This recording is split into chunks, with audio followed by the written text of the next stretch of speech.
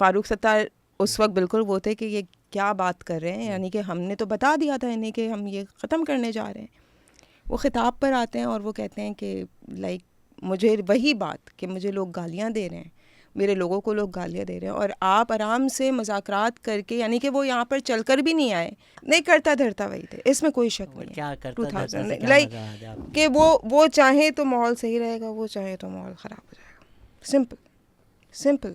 What was your like biggest mistake जो आपने की हो? तो आपको पता है उन्होंने क्या जवाब दिया? उन्होंने कहा मेरी सबसे बड़ी गलती आमिर खान को पार्टी में वापस लेना था।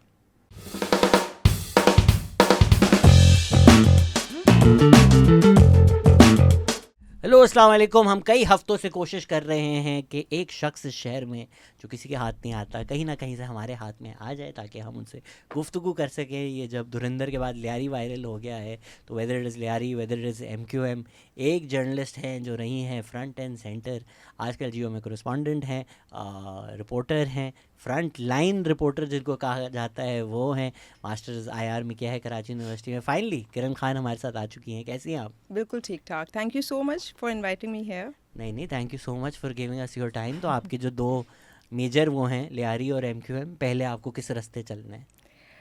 जो आप सवाल करें, वट एवर यू वॉन्ट। आप बताएं, सिंस आपको ऑलरेडी फ़ोन कॉल आ चुकी हैं कि आप एक एंटी MQM पॉडकास्ट में आई हैं, तो इस किस्म की ऑब्वियस सी बात है, कॉल्स तो आपके पास आती हैं, लोग हाँ। अपने जब आपसे लोग रिलेट करते हैं ना, तो वो ज़रूर अपने ओपिनियन आपको बताते हैं बिफोर एंड आफ्टर बोथ।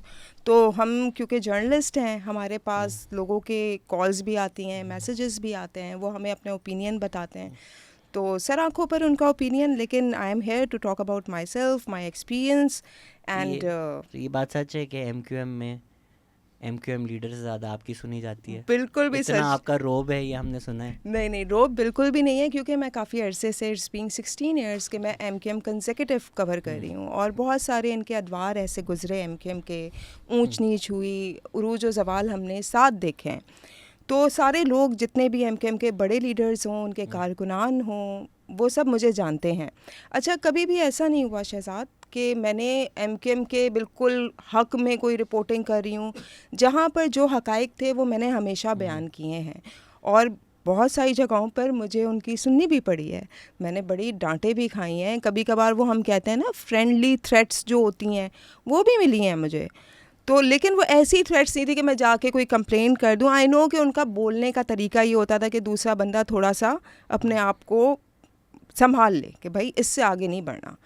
तो ये सारी चीज़ें भी फेस की हैं MQM में, लेकिन ये कि सब लोग मेरी रिस्पेक्ट करते हैं बिकॉज के उनको पता है कि मैंने आज तक कोई गलत चीज़ रिपोर्ट नहीं की, जो हुआ है, जो फैक्ट्स हैं वो रिपोर्ट करती हूँ।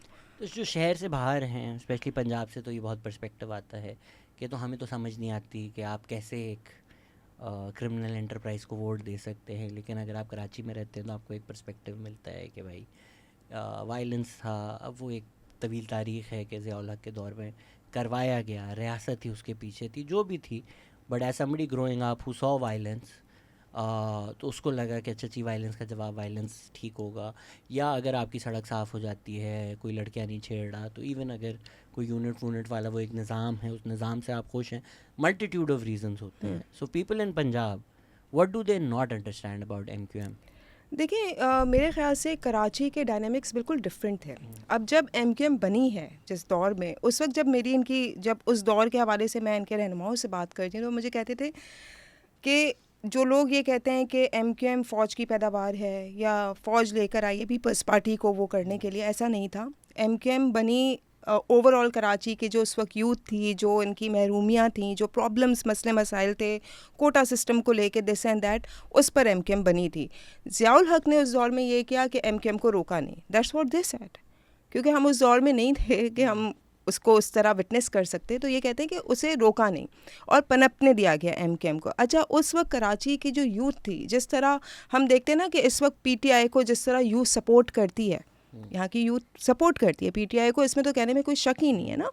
तो उस वक्त कराची की जो यूथ थी उसने पूरे तरीके से MQM को सपोर्ट किया, और फिर हमने देखा कि जो इलेक्शंस ये लोग जीते 88 में असेंबली से, सिंध असेंबली के इलेक्शन इन्होंने जीते थे, आगे इन्होंने इलेक्शंस जीते, लोगों की सपोर्ट थी। फिर 1992 का ऑपरेशन हुआ, उसके बाद MQM के ख़िलाफ़ जो भी ऑपरेशन रहा, तो बिल्कुल ये जमात जो है वो नीचे की तरफ चली गई। फिर इनके ग्रुप्स बन गए, MKM हकीकी बन गई, माज कौमी मूवमेंट बन गई। इनके जो रहनुमा जो चीफ थे वो ख़ुद साख्ता असाइलम पे चले गए, यानी कि एग्ज़ाइल में चले गए, बाहर चले गए बरतानिया। इनके लोग इधर उधर हो गए। उसके बाद फिर इन्होंने उन चीज़ों को जो कि इनके ख़िलाफ़ ऑपरेशन हुआ था उसको एज अ सियासी उस पर इस्तेमाल कह सकते हैं किया है, और लोगों की सिंपैथीज़ इनके साथ आई, और फिर फाइनली 1997 में ये थोड़े से बेहतर होना इनके हालात शुरू हुए। तो मेरे ख़्याल से लोग जो है MKM को इसलिए रिलेट करते थे अपने आप से कि उस वक्त कहीं ना कहीं वो लोगों के जज्बात को लगता था कि सुन रही है, लोगों के साथ जो है वो खड़ी हुई है वो जमात।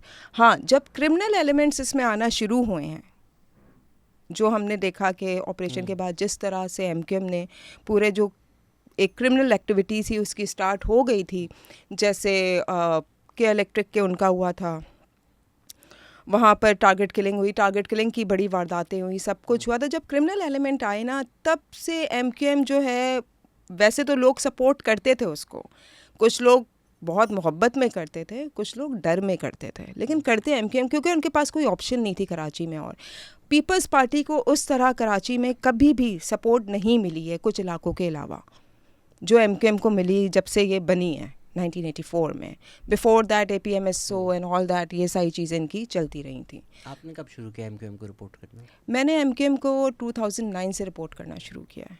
80s में जमात इस्लामी की तो यही शिकायत थी।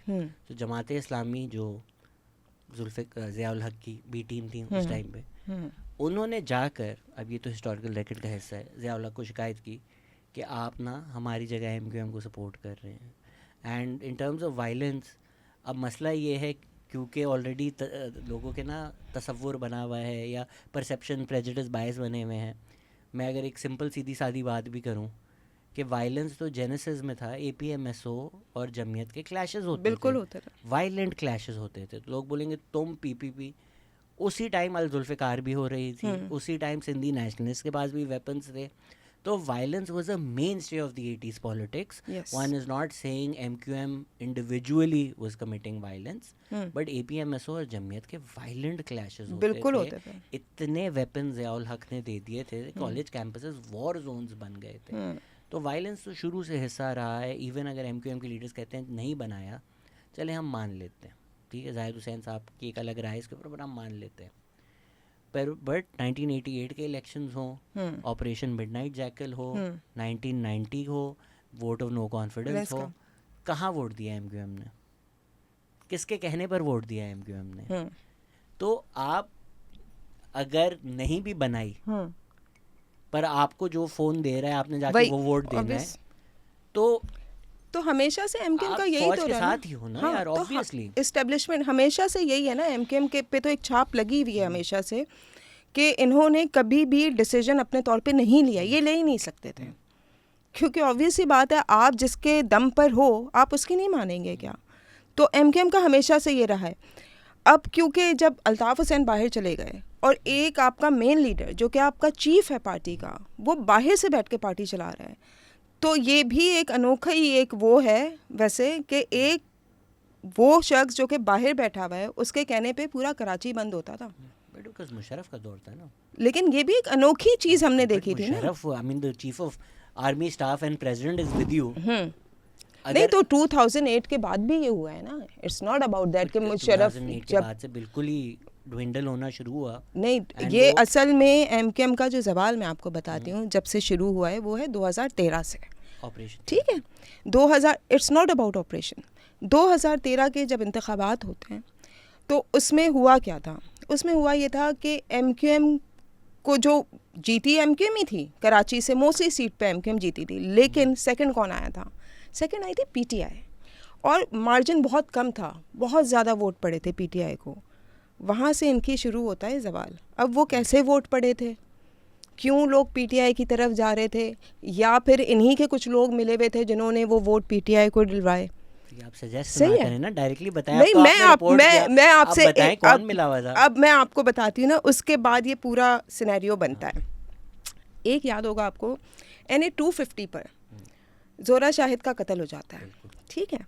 जो पीटीआई की थी प्रेसिडेंट, वहाँ पर अच्छा उससे पहले क्योंकि एमकेएम ने और पीटीआई ने रिगिंग का इल्ज़ाम लगा दिया था जब ये इलेक्शंस जनरल इलेक्शंस हुए थे, तो वहाँ पर होने थे उसके दूसरे दिन बाई इलेक्शन, ठीक है, 43 पोलिंग स्टेशन पे। उससे एक दिन पहले रात में ज़ोरा शाहिद कत्ल कर दी जाती हैं।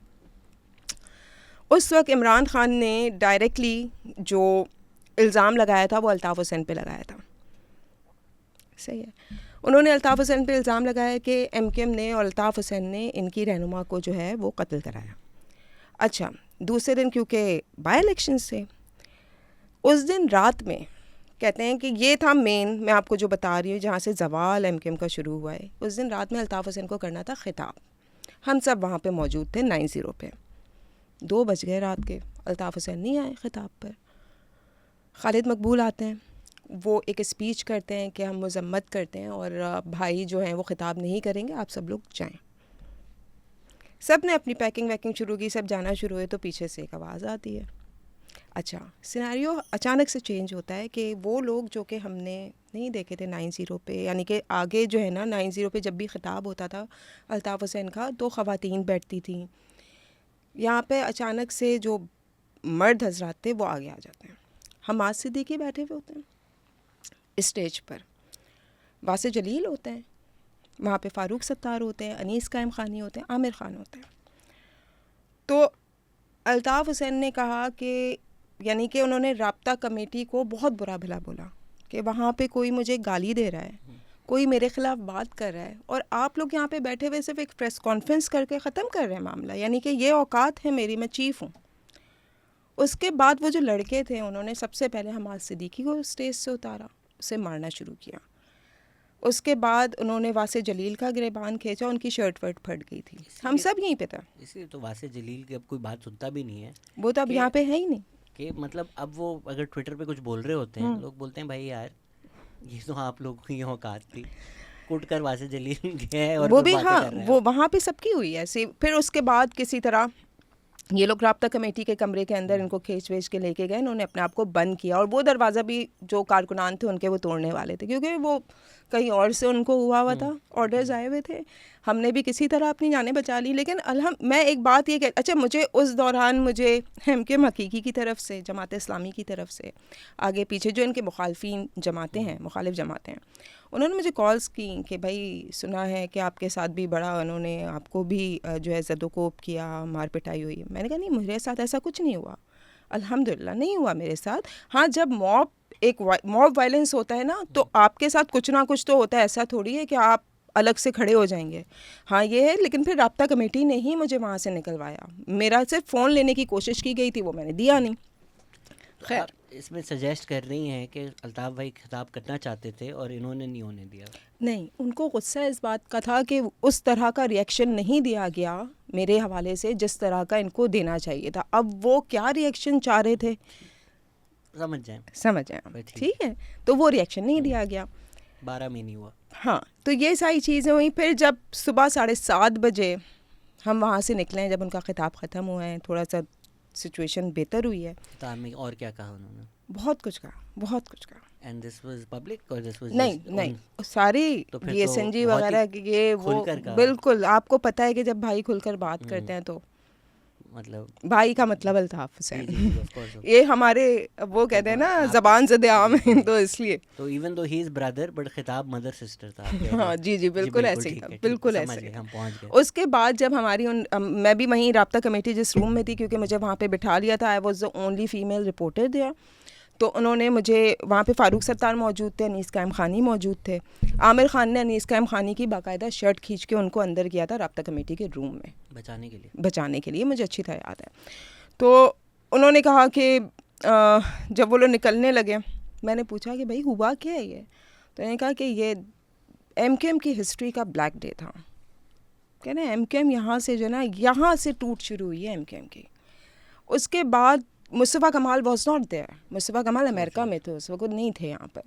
तो उसके बाद हुआ ये कि 2016 मुस्तफ़ा कमाल अचानक से गायब हो जाते हैं। उनको जब सेनेटर बनाया था तो सेनेटरशिप छोड़ते हैं और वो गायब हो जाते हैं। अनीस कायम खानी की बिल्कुल दिल से जो है ना उतर चुके थे उस वक्त अल्ताफ़ हुसैन। अच्छा, उसके बाद उन्होंने पार्टी चलाई है ऐसा नहीं है कि वो पार्टी में नहीं थे, 2015 तक थे, चला रहे थे किसी ना किसी तरह। उसके बाद ये भी गायब हो जाते हैं अचानक से। 2016 में मार्च में अनीस कायम खानी और मुस्तफ़ा कमाल की होती है वापसी। At that time MKM Pakistan was very much there, ठीक है, अल्ताफ़ हुसैन भी थे।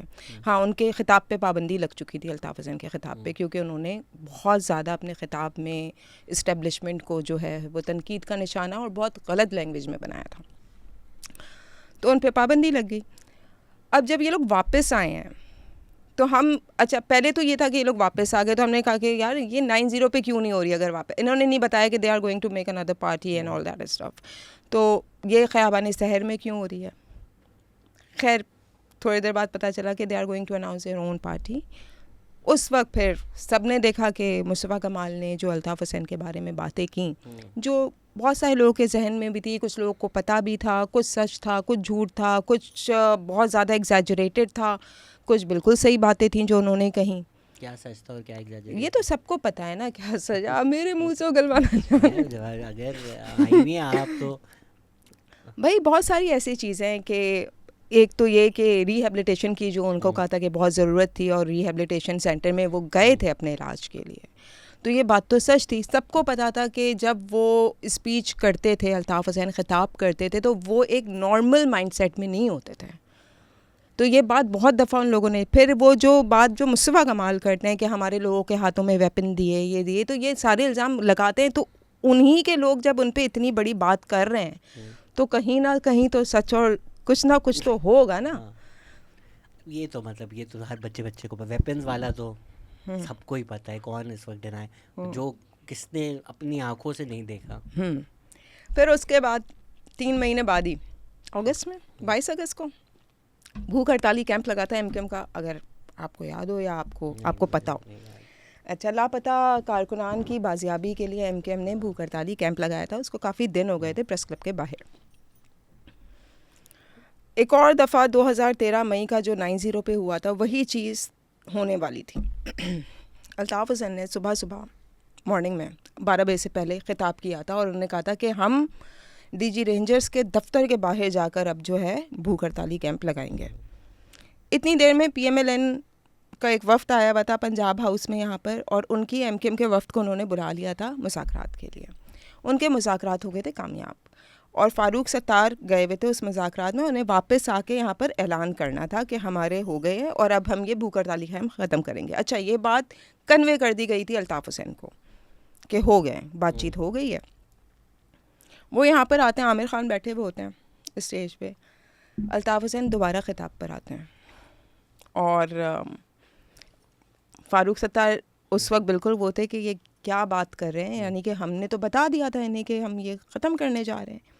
वो ख़िताब पर आते हैं और वो कहते हैं कि लाइक मुझे वही बात कि मुझे लोग गालियाँ दे रहे हैं, मेरे लोगों को लोग गालियाँ दे रहे हैं, और आप आराम से मुज़ाकरात करके, यानी कि वो यहाँ पर चलकर भी नहीं आए, जो PMLN का वफ़्द था वो यहाँ चलकर भी नहीं आए और आप बात मान कर आ गए उनकी।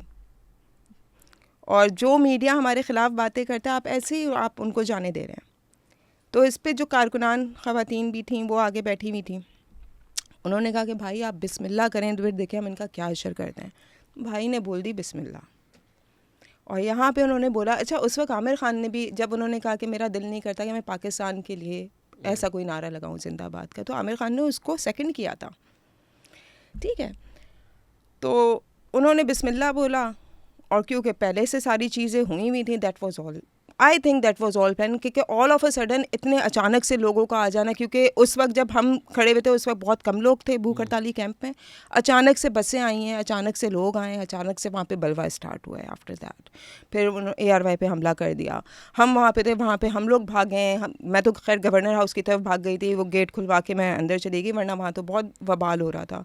उसके बाद जब हम बाहर निकले, उस वक्त जो रेंजर्स थी, रेंजर्स भी वहाँ से चली गई थी, रेंजर्स वहाँ, इन्होंने पुलिस की गाड़ियाँ वाड़ियाँ जल गई थी। तो उसके बाद वहाँ पर एमकेएम का जो है बिल्कुल समझे वो लास्ट वो था कि बस अल्ताफ़ हुसैन का यहाँ पे ख़त्म हो गया चैप्टर।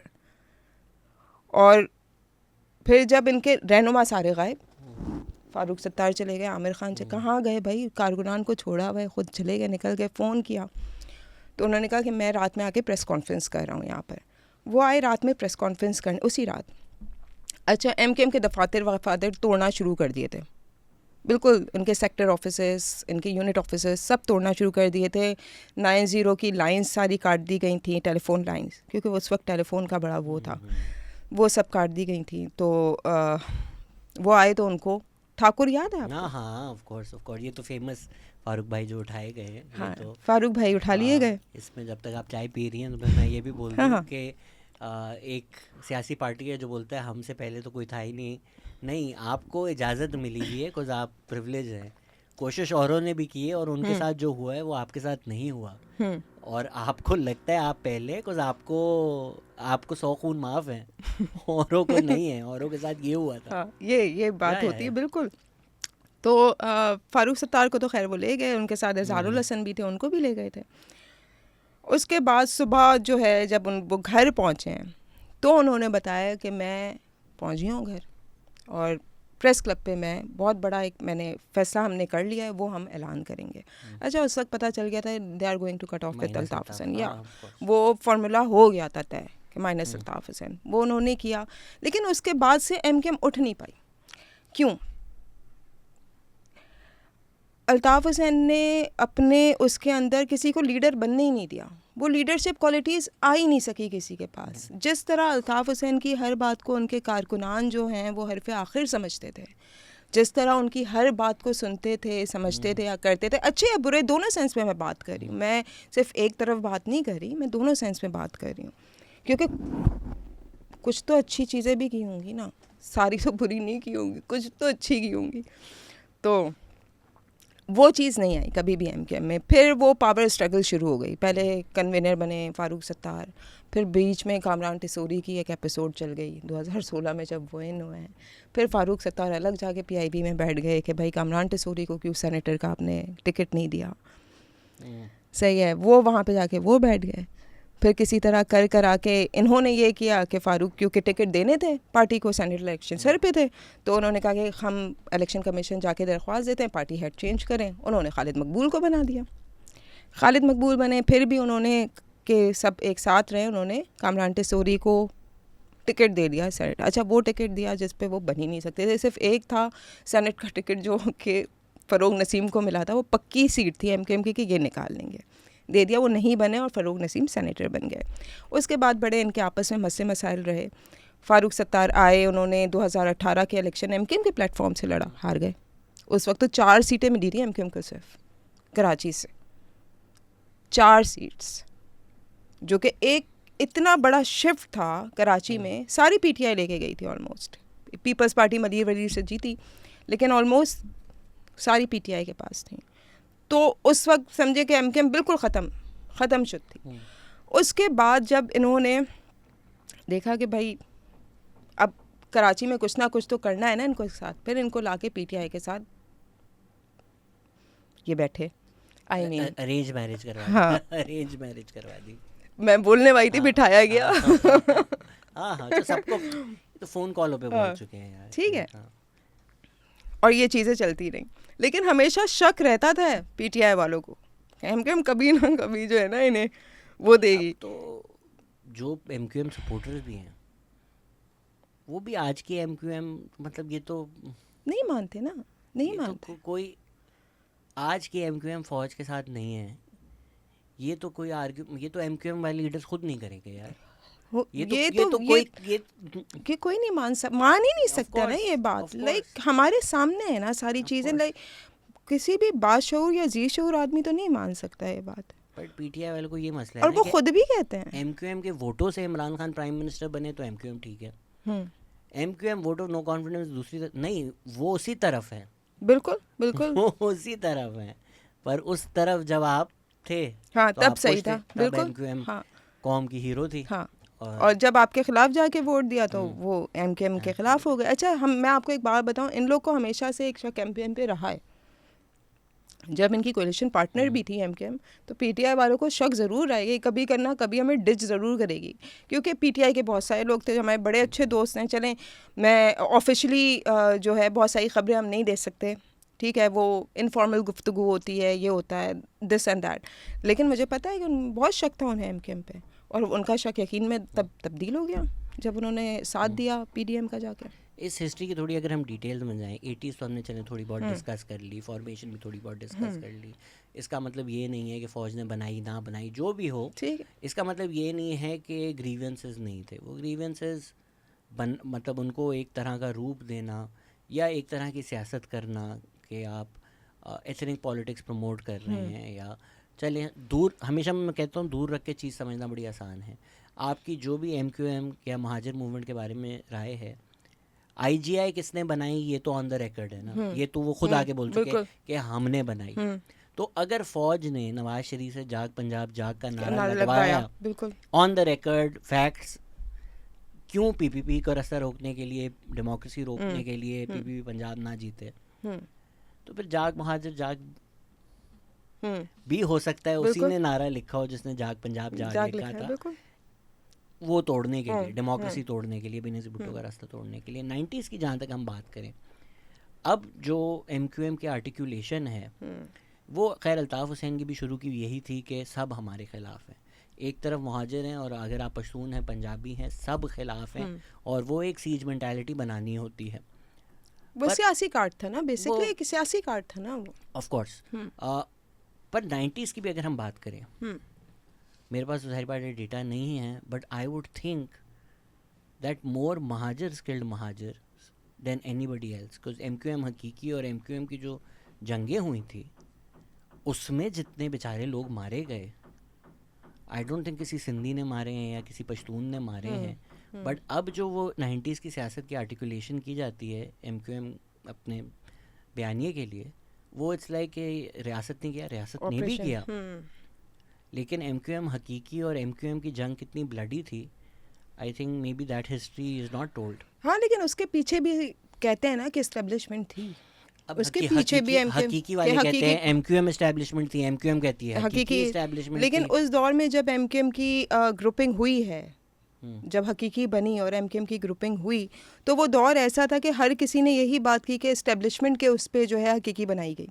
आप कह रहे हो एस्टेब्लिशमेंट ने इस्तेमाल किया बहुत सारे, वो मना करते हैं। आफाक अहमद से कई दफ़ा पूछा, वो मना करते हैं, इस बात को बिल्कुल रद्द करते हैं, कह रहे हैं नहीं ऐसा नहीं था। तो जाहिर बात है मना ही करेंगे, लेकिन रिगार्डलेस जो दोनों तरफ से, जो तरफ भी फौज में थी, आपका पूरा बयानिया ये है कि हम महाजरों की तहफ़्फ़ुज़ के लिए बने हैं, और फिर आप रातों को महाजर रहकर मारते हैं।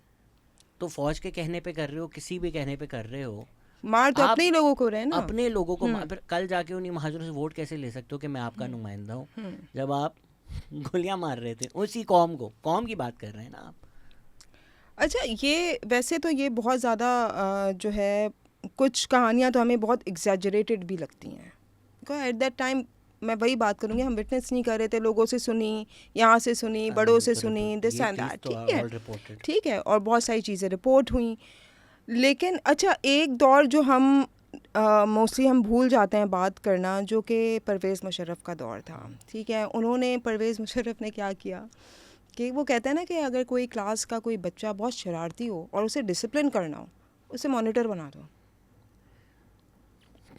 यही होता है ना, मॉनिटर बना दिया, वो खुद भी हो जाएगा। बट वो मॉनिटर इसलिए बनाया जाता है कि चलो फिर शोर नहीं होगा। हाँ, पर अगर मॉनिटर ही शोर कर रहा हो तो ये थ्योरी फेल हो जाती है ना। वो बिल्कुल है, लेकिन वो जो उन्होंने बनाया ना, उन्होंने MQM को साथ अपने कर लिया, फिर मुस्तफ़ा कमाल मेयर बने उस दौर में, ठीक है। एक कराची के लिए जो तरक्याती काम उस दौर में हुए, अच्छा इससे तो कोई निगेट नहीं कर, हुए ना, चाहे 50% होए, 60% होए, 30% होए। अगर आप इकोनॉमिकली देखें, उस दौर में जितना इकोनॉमिकली कराची को नुकसान हुआ, नंबर्स भी आपको ला के दे सकता हूँ, in terms of the economy stagnating, in terms of crime and violence, billions का नुकसान। वो तो आप 2007 की बात करें ना, 2007 में जब ये 12 मई वाला हुआ, उसके बाद से जो चीज़ें चली, आप देखें जो भत्ता कल्चर है वो तो बहुत ज़्यादा था। कितना फ्लाइट ऑफ कैपिटल हुआ, कुछ लोगों की फैक्ट्रीज की वो बंद हो गई। आप कहें कि नहीं वो MQM नहीं, पीछे हमेशा फौजी थी, बिल्कुल एस्टैब्लिशमेंट ही है ना ये जो मसला है। लेकिन अंडरपास बनाकर कहना कि जी बड़ा अच्छा लेकिन देखें भाई, कराची में तो एक अंडरपास 10 सालों में जाके बनता है ना। फायदा क्या है उस अंडरपास का, जब मुशर्रफ की पॉलिसीज की वजह से हमने ये भी देखा कि रोज बॉम्ब फटा, वो मैंने तो नहीं फाड़े ना, मुशर्रफ की वजह से फटे। वो टीटीपी बिल्कुल टीटीपी टेररिज्म। बनी है लाल मस्जिद के 1-2 महीने बाद, कुछ इसी तरह। तो क्या करूं मैं मुशर्रफ, चले वो अमेरिका के जो डॉलर्स आ रहे हैं जिससे इकोनॉमी उस टाइम चली, उस डॉलर्स की प्रोग्रेस या डेवलपमेंट का मैं अचार डालूं, जब एक तरफ तो अमन क्राइम अमान एंड नहीं है। वायलेंस वो आप खुद कर रहे हैं। ये तो चले टीटीपी पे आप बोल सकते हैं अच्छा यार हमने तो नहीं किया, हमें आ रहा है, जबकि आपने ही बनाई।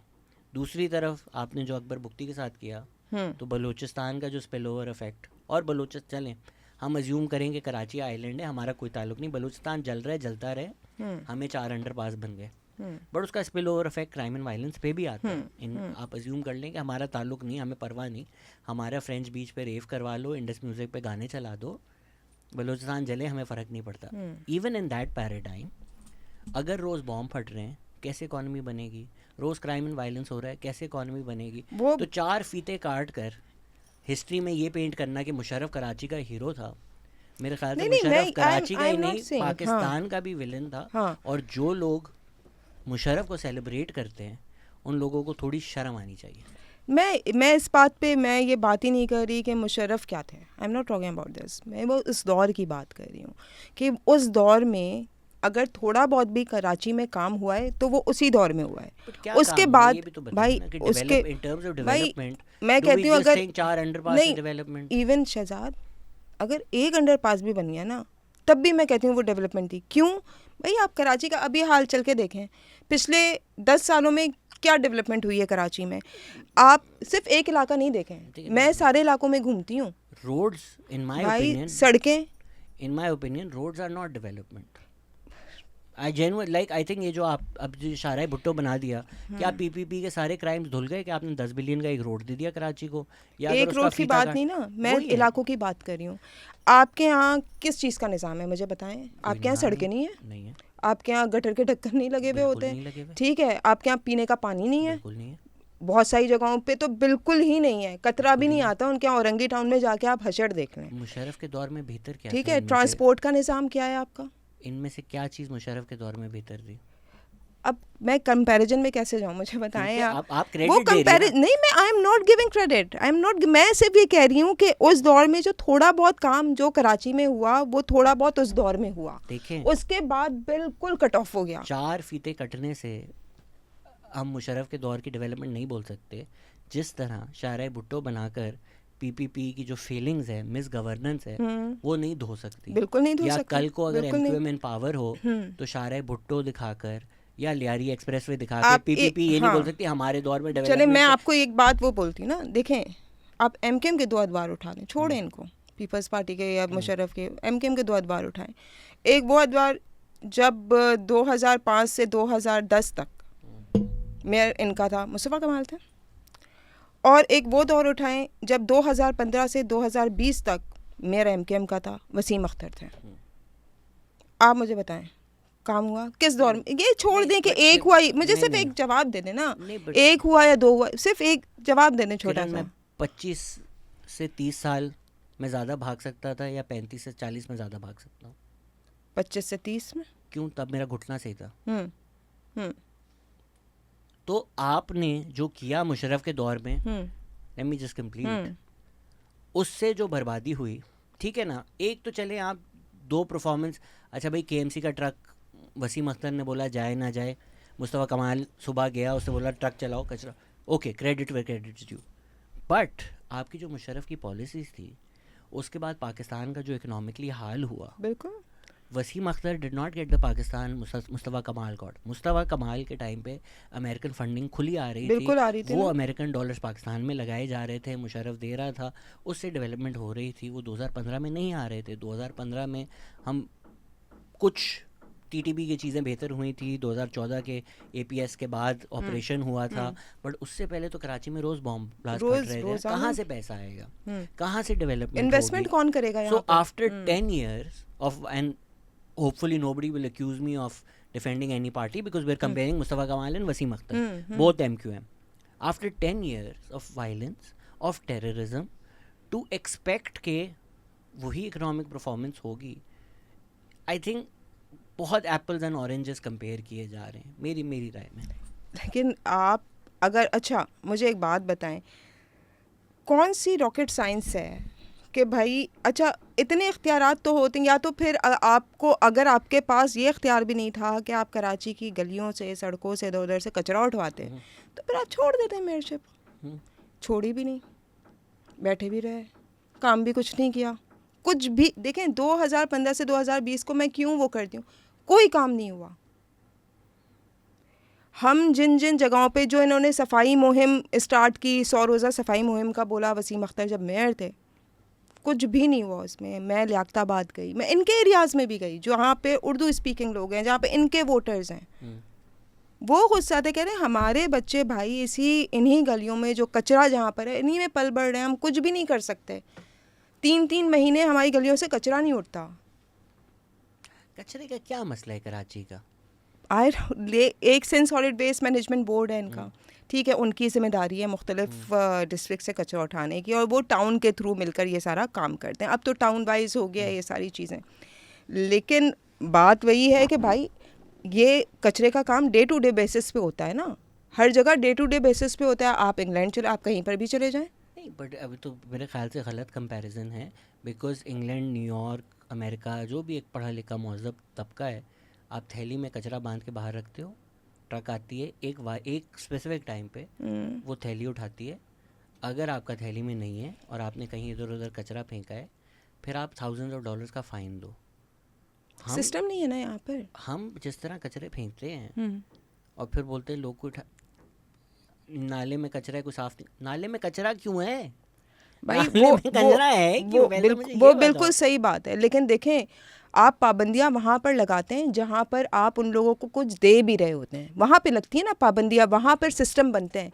आप टैक्स ले रहे हैं, ठीक है, आप मुझे सही सड़क नहीं दे रहे, ठीक है, आप मुझसे टैक्स ले रहे हैं ना, आप मुझे सही सड़क नहीं दे रहे। आप मेरे घर के सामने से, मैं अगर थैली में कचरा डालती हूँ, मैं प्रॉपर उस टाइम पर रखती हूँ, लेकिन वो गाड़ी नहीं आ रही, मेरे घर से कचरा नहीं उठ रहा, मैं टैक्स देती हूँ। फिर आप मुझ पे, यानी कि मेरे टैक्स देने के बावजूद अगर आप मेरी चीज़ें पूरी नहीं कर रहे, तो भाई आप मुझ पे पाबंदी कैसे लगा सकते हैं कि मैं ये करूँ और ये ना करूँ? सिस्टम डेवलप करने के लिए आई don't think it's a neither और। लाइक फॉर इंस्टेंस हमारे कोर्ट्स तबाह हैं, हम अमीर लोग कत्ल करके भाग जाते हैं, पर मैं अगर बोलूं कि यार आप मुझे कत्ल करने से कैसे रोक सकते हैं जब आप लोगों का सिस्टम ही नहीं ठीक। Me not following rules is independent of the issue that services are not there. आप फैसिलिटी को क्राइम से थोड़ी जोड़ेंगे। कत्ल की वो फैसिलिटी जो कि मेरा हक है मुझे मिलनी चाहिए। जो टैक्स चोरी करता है पाकिस्तान में वो क्रिमिनल है, वो टैक्स चोर है। द फैक्ट दैट करप्शन है पाकिस्तान में या मेरी सड़क नहीं टूटी हुई इज नॉट एन एक्सक्यूज कि मैं टैक्स क्यों दूं। जो पाकिस्तान में बिल्कुल सही है, मैं ये बात ही नहीं करी कि मैं टैक्स क्यों दूं, मैं ये बात कर रही हूँ कि आप मुझे चार्ज नहीं कर सकते जब मैं वो चीज़ें उस पे कर रही हूँ जो चीज़ें मुझे मुयस्सर ही नहीं है। मैं उन चीज़ों के पैसे भर रही हूँ जो मेरे, यानी कि जिन चीज़ों से मैं तकलीफ से गुजर रही हूँ। पर्सनली मेरी अगर राय यही है कि एक्चुअली हम नहीं दे रहे। मेरी नज़र में लोकल गवर्नमेंट होनी चाहिए, बिल्कुल होनी चाहिए, गवर्नमेंट के लोकल टैक्सेशन होनी चाहिए। अब है ना, एक अलग टैक्सेशन डालें कचरा कलेक्शन का, जो आपके प्रोविंशियल लेवल पे आपके टैक्सेस लगे हुए हैं ना, आपका अलग बनाएं, उस पैसे से करें और टैक्स करें, और वो टैक्स जो है ना प्रोविंशियल लेवल पे जाए ना फेडरल लेवल पे जाए, वो आपकी जो गली के एंड पे यूनियन काउंसिल है वहाँ से ऊपर कहीं भी ना जाए। और फिर अगर कचरा साफ ना हो तो आप और मैं घर से बाहर निकलें, गली के एंड पे जाएं, बोलें उल्लू के पट्टे तुझे टैक्स दिया था। अब जो ये है ना कि कोई प्रोविंस में बैठा हुआ है, कोई इस्लामाबाद में बैठा हुआ है, आई डोंट थिंक MPA का काम भी होना चाहिए। नहीं, अब तो ये सारा निज़ाम ये तो लोकल गवर्नमेंट का है। देखें ये टाउन का काम हो गया, ठीक है, टाउन चेयरमैन के जिम्मे आते हैं, लेकिन मैं एक बात कर रही हूँ उधर but taxation and then fine होने चाहिए। लेकिन म्यूनिसिपल टैक्स लगता है ना आप पर, वो जो आप पे करते हो किस लिए करते हैं भाई? वो इसीलिए करते हैं ना पे। I don't know the math कि वो कितना क्या सर्विसेज आपको उसके अगेंस्ट मिल रही हैं, क्या हो रहा है। रिगार्डलेस अगर आप दे रहे हो, सिस्टम लाओ, and then when people fail I do think fines होने चाहिए। अच्छा देखिए, सबसे अच्छी बात मुझे कचरा यूं रैंडम फेंक रहा है और फिर उस पे 10,000 आता है, फिर रोना नहीं चाहिए। जैसे ई चालान वाला मैं बिल्कुल सपोर्ट करती हूँ, ये बहुत पहले कर देना चाहिए था। उससे आपने देखा ट्रैफिक की कितनी बेहतरी हुई है, ठीक है, कुछ जगहों पे तो बहुत हुई है, लेकिन अभी भी बहुत सारे लोग ये मोटरसाइकिल, रिक्शा, गाड़ियाँ, ये सब ऐसे ही चला रहे होते हैं, लेकिन बहुत बेहतरी हुई है। लोग डर रहे हैं कि भाई कुछ भी हमने आगे पीछे किया तो आ जाएगा घर पे आपका चालान। This is the way. जब आप लोगों को एक सिस्टम में लेकर आते हैं, ठीक है, आपने ये कर दिया, लेकिन कुछ चीज़ें अब आपको करनी है कि आप उनको यानी कि पाबंद कैसे करेंगे। पाबंद आप पाबंदियाँ लगा के नहीं करेंगे, आप उनको फैसिलिटी दे के करेंगे ताकि वो इस चीज़ को ओन करें। बट ई चालान में तो लोग ऑपोजिट आर्ग्यू करते हैं कि आपने वो करते होंगे ना, आपने क्योंकि वो रोड नहीं बनाए, हाँ, फैसिलिटीज नहीं नहीं दी और आप देखिए, चालान लगा रहे हैं। I also think it's a BS argument. Traffic कवानीन को फॉलो करना यानी कि आपकी ज़िम्मेदारी है, ना सिर्फ आपके लिए बल्कि दूसरों की जान के लिए भी। नहीं, आपकी ज़िम्मेदारी है। इसके लिए रोडें जैसी भी हों, आप ये थोड़ी है कि रोडें ख़राब होंगी तो मैं घसीटते हुए चली जाऊँ किसी को भी, ऐसा नहीं हो लोग सकता तो ये ना। आर्ग्यू करते हैं नहीं, ये गलत आर्ग्यू, मेरे नज़र में तो ये गलत आर्ग्यू है। और क्योंकि हम खुद ड्राइव करना है, हमें पता है कि कितनी, और कराची की जो बेहंगम ट्रैफिक है, लाइक उससे आप गुजर के आप नॉर्मल तो अपने घर पे नहीं पहुंचते, नॉर्मल मूड में नहीं पहुंचते। हम अगर वापस चलें, हम एक डिस्ट्रैक्ट हो गए कचरा डिबेट में। आई थिंक वही, rather than focusing on individuals, I think if we make systems, I am always in favour of that as opposed to Mustafa Kamal बेहतर था या वसीम अख्तर बेहतर था। आई थिंक द सिस्टम बेहतर हो तो मेरे जैसा कोई नल्ला भी बैठा हो तो वो सिस्टम ठीक चल जाएगा, कुछ सिस्टम ठीक है। हम अगर लोगों की ज़ात पे फोकस करें वो फिर मुश्किल हो जाता है। वो सिस्टम की ही बात Yes, कर रही हूँ yes. बेसिकली मैं, उस वक्त जो सिस्टम था। हाँ, if we go back to now, हमने 90s पे MQM पे आ गए हैं। 2009 में आपने रिपोर्ट करना शुरू किया। उस टाइम इस शहर के लिए अल्ताफ़ हुसैन क्या थे? क्या, किस जबान में मैं आई बोलूँ डोंट नो, ये? आपको सलमान खान की मूवी दे दी, किसी के भाई किसी के भाईजान।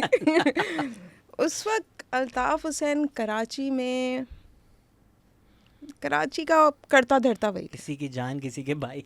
नहीं, करता धरता वही थे, इसमें कोई शक नहीं है। क्या करता धरता से 2000 क्या लाइक मजा आ जाए आपको? कि वो चाहे तो माहौल सही रहेगा, वो चाहे तो माहौल ख़राब हो जाएगा। सिंपल 2000। और पीपल्स पार्टी के साथ थी ना, एमकेएम कोalition में थी, गवर्नमेंट में थी। याद है ना जब जरदारी आए थे 90, उसके बाद एमकेएम कोalition में आ गई थी। बहुत दफ़ा रूठने मनाने का सिलसिला भी चलता रहा। रहमान मलिक लंदन पहुंच जाते थे अल्ताफ़ हुसैन को मनाने के लिए, दिस एंड दैट, वो सब कुछ चलता रहा। पार्टी इसी तरह चलती रही। फिर 2010 के बाद जो है और चीज़ें हुई। 2011 में जो है टारगेट किलिंग का भी माहौल रहा। फिर उस वक्त धमाके इतने ज़्यादा होते थे, अगर आपको याद हो, यानी कि लाइक 2-3 दिन गुजरते थे कोई धमाका हो जाता था। और ऐसे कुछ टाइमिंग ऐसी हो गई थी तो हम पहले ही कह देते थे कि अब धमाके का वक्त हुआ चाहता है। रियली मगरिब के टाइम के वक्त ये चीज़ें थी हमारे ज़बान ज़द-ए-आम। और उस वक्त टेररिज्म इतना ज़्यादा कराची में हो गया था। फिर भत्ताखोरी बहुत ज़्यादा बढ़ गई थी। ठीक है, अच्छा, इट्स नॉट अबाउट के एमकेएम के लोग तो थे इसके अंदर इन्वॉल्व, जो कि केसेस हैं उन पे सब कुछ है, सारी चीज़ें सामने हैं। और भी लोग थे, और भी बहुत क्रिमिनल अनासर थे, आपके लियारी गैंग के लोग थे। ठीक है, वो वाला ग्रुप बहुत ज़्यादा एक्टिव था भत्ताखोरी और टारगेट किलिंग और इन सारी चीज़ों में। फिर एक दौर ऐसा आया जब एमकेएम और एएनपी की बहुत ज़्यादा लड़ाई हुई। अब वो एक थी सियासी लड़ाई, और उस सियासी लड़ाई को लिसानी तौर पे इस्तेमाल किया गया। तारीख में हमेशा यही किया गया, यही किया गया ना।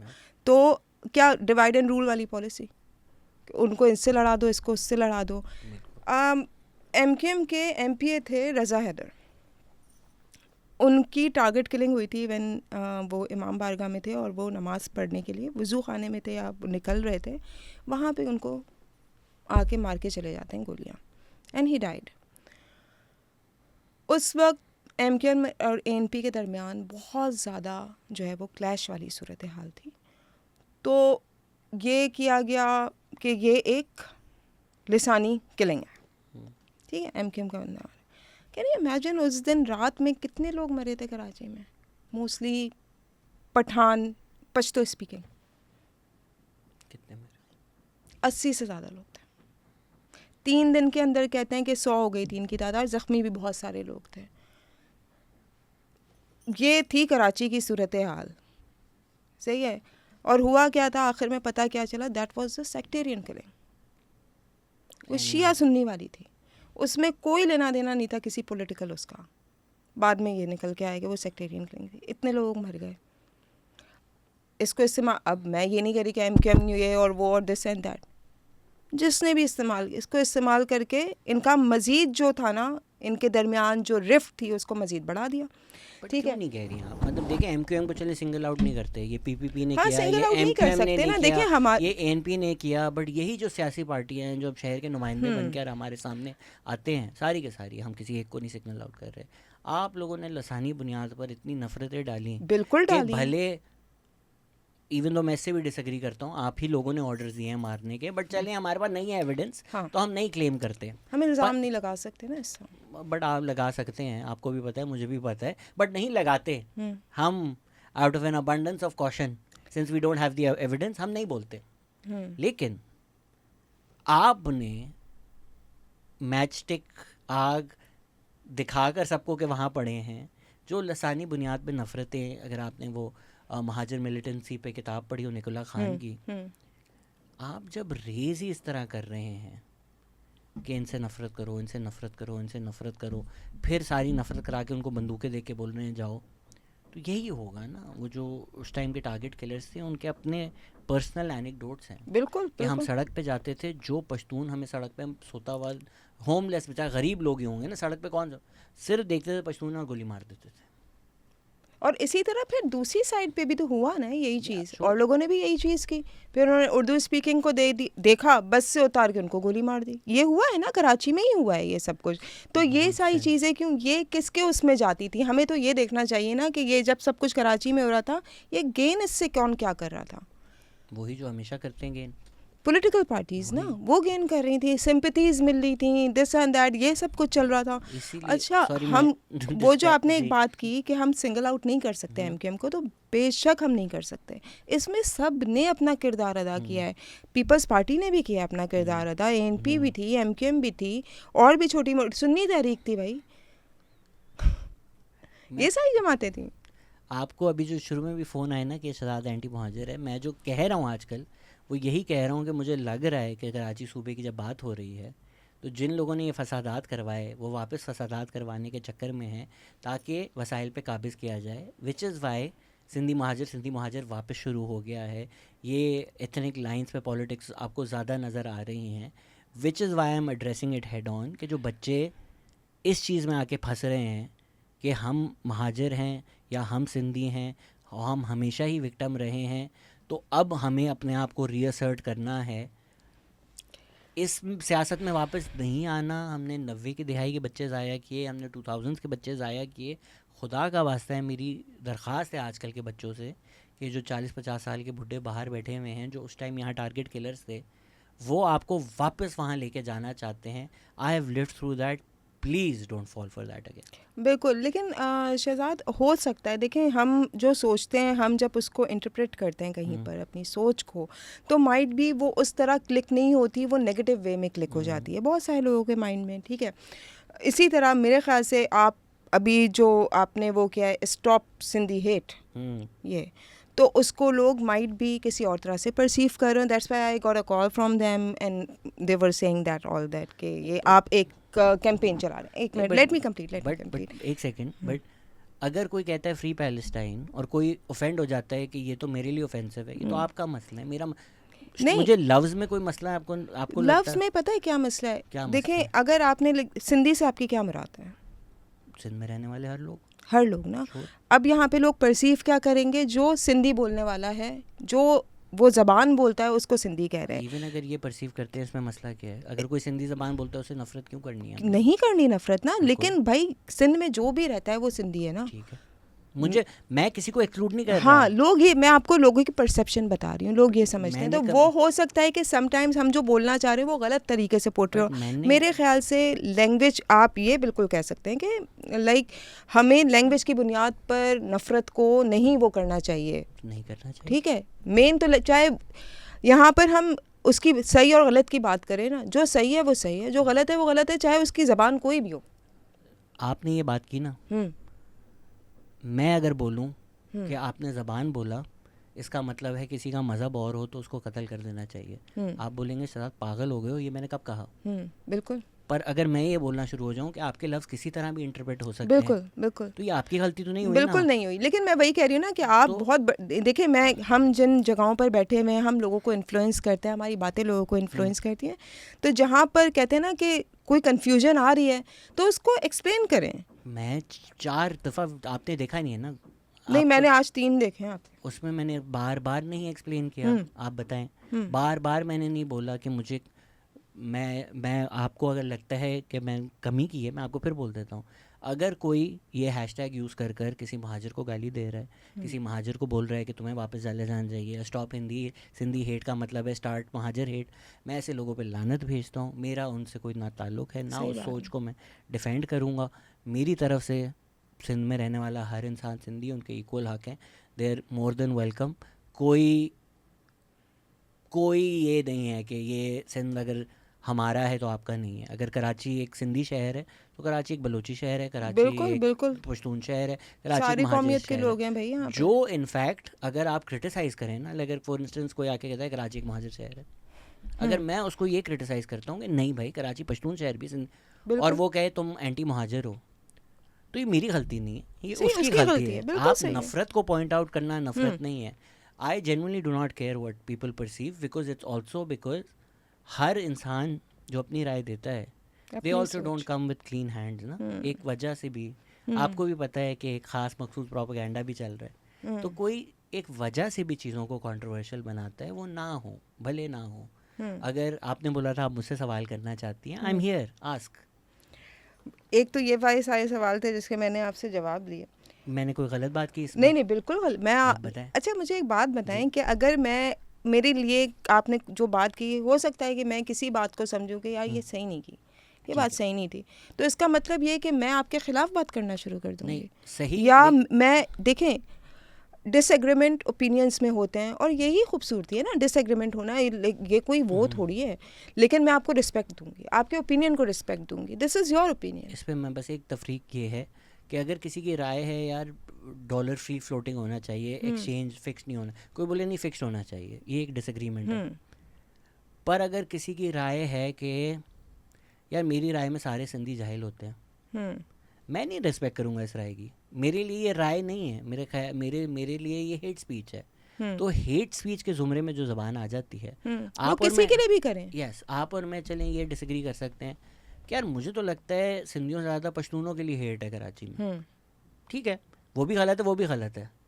पर आप अगर आर्ग्यू करें नहीं सही हेट मिलती है इन लोगों को, वो ये फिर चीज़ राय है, नहीं है, वो बिल्कुल फिर वो राय राय नहीं नहीं है। है। तो डेफिनेटली मेरा सही डेफिनेटली। गलत उससे ये नहीं था कि आप अग्री करती हैं या नहीं करती। पर अगर किसी ने बोला है कि खुदा ना खास्ता मैंने कोई ऐसी बात कही जो अगेंस्ट एनी कम्युनिटी है या उसमें नफ़रत आती है, मैं आपके सामने बैठा हुआ हूँ, आप जो पूछना चाहें, जो राय देना चाहें, मैं गलती से भी कभी नहीं चाहूँगा कि मेरी वजह से किसी से भी नफ़रत की जाए। बिल्कुल, देखें, दैट्स वाई जब मैं आई हूँ तो सबसे पहले मैंने आपसे यही बात की, मैंने उनके मैसेजेस कन्वे किए थे, और यही मेरे ख्याल से यही तरीका होता है ना कि लोगों की कन्फ्यूजन को दूर किया जाए, आप उसका जवाब दें, उनकी कन्फ्यूजन दूर हो, व्हाटएवर। अच्छा, इसके अलावा अब हम बात कर रहे थे, हम अपने उससे जो है ना, नहीं ये बड़ा मुझे कैजुअल पॉडकास्ट है, हाँ, जो आप चाहें। हम उससे वो जो मैंने, आपने मुझे कहा कि आप मिलकर आ गई और आप उठाई नहीं गई।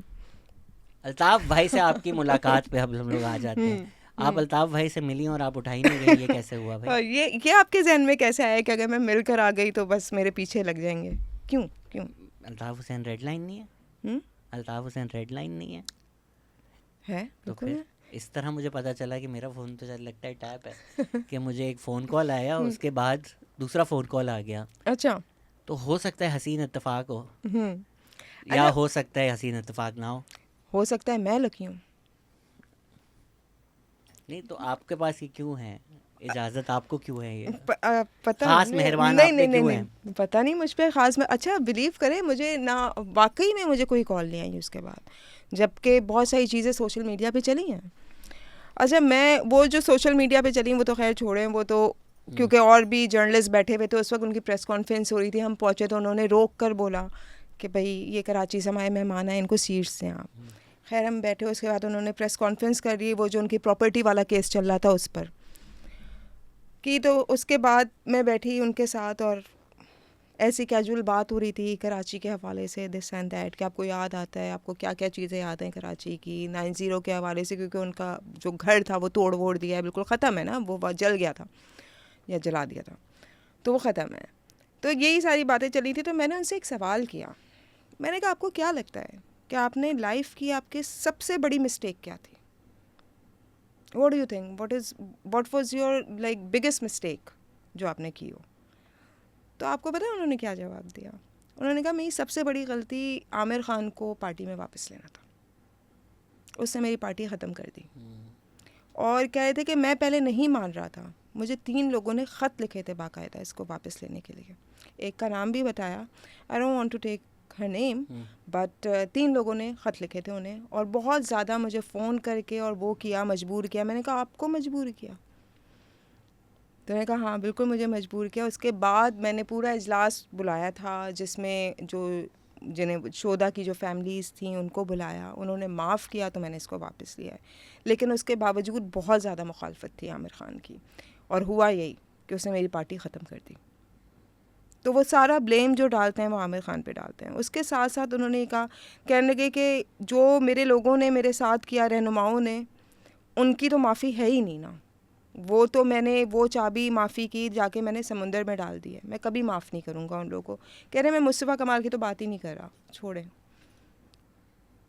वो फ़ारूक सत्तार के बारे में बात कर रहे थे और 1-2 और लोगों के बारे में, कि उन्होंने मेरे लिए वो कहीं चले, कह रहे हैं आप, मुझे अल्ताफ़ हुसैन ने बोला कि उनके 10-10 साल के वीज़े लगे हुए हैं, बाहर चले जाते। मैं कहा कारकुनों को छोड़ के चले जाते जिनके ख़िलाफ़ कार्रवाइयाँ हो रही थी, वो भी छोड़ के चले जाते।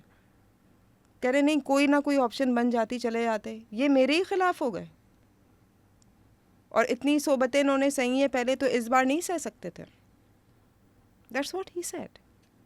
वो उस वक्त भी एक्सपेक्ट कर रहे थे कि इनके लोग इनके साथ आके खड़े हो जाएंगे। एट दैट टाइम जब सबको पता है कराची में उन लोगों के साथ बड़े बुरे सब चल रहा था मामला, तो मैंने उनको ये बात, मैं कहा कराची में जो चल रहा था आपको इसका अंदाज़ा भी था कि हो क्या रहा है? और जो उस दिन 2013 मई की रात को आपके ख़िताब की वजह से हुआ, आपको पता है कि क्या क्या सफ़र करना पड़ा। छोड़ दें आपके रहनुमाओं को, हम जर्नलिस्ट को क्या क्या सफ़र करना पड़ा वहाँ पर। ये सारी बात हुई है। उन्होंने क्या बोला? उन्होंने कहा मुझे बिल्कुल अंदाज़ा है। कोई उन्होंने माफ़ी वाफ़ी मांगी? नहीं भाई, ये नसीन जलील ने जिस दिन ये हुआ था 2013 वाला वाक़या मई का, क्योंकि वो मेरा बहुत, यानी कि इतनी भी साल नहीं हुए थे मुझे रिपोर्टिंग करते हुए, 4-5 साल हुए होंगे। तो नसीन जलील ने मुझे बाकायदा कॉल की और उन्होंने मुझसे कहा कि अल्ताफ़ हुसैन ने बोला है कि मैं आपसे माज़रत, क्योंकि ख़ातून ने ख़ातून को कॉल की, माज़रत करूं, और बहुत माज़रत है कि कल जो भी कुछ हुआ ना, उन्होंने की थी उनकी तरफ से माज़रत भी। और उसके बाद जब मेरी मुलाकात हुई अल्ताफ़ हुसैन से, जब मैंने उनको, तो उन्होंने इस बात पर कहा कि मैं I am really very sorry about it कि आप वहाँ पर मौजूद थी। ये बोला उन्होंने मुझे।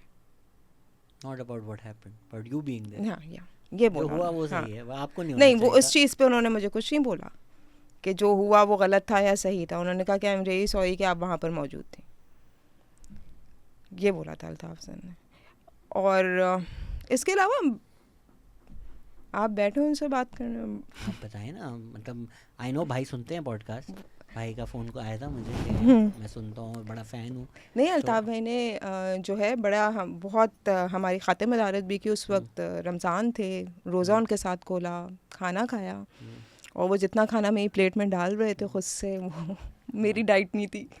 इसीलिए तो अभी ये जो आपने शुरू में बोला, मैं यही बोल रहा था कि मुझे हंसी आती है कि कुछ लोग तो अपनी चांदी चमकाने के लिए मुझे मलाइन कर रहे हैं, पर अगर तो चले महाजरों का सबसे बड़ा रिप्रेजेंटेटिव अल्ताफ़ भाई हैं। अगर अल्ताफ़ भाई मुझे फ़ोन करके बोल रहे हैं कि पाकिस्तान को तुम जैसे पढ़े लिखे बच्चों की ज़रूरत है, और कह रहे हैं कि मैं आपको किताब भी अपनी भिजवाना चाहता हूँ, तो मैं कैसे एंटी महाजर हो सकता हूँ? नहीं, सही बात है। देखें, हम अल्ताफ़ हुसैन की बहुत सारी चीज़ें जिसके हम ख़ुद ख़िलाफ़ हैं, ठीक है, हम मानते हैं हम उनके ख़िलाफ़ हैं।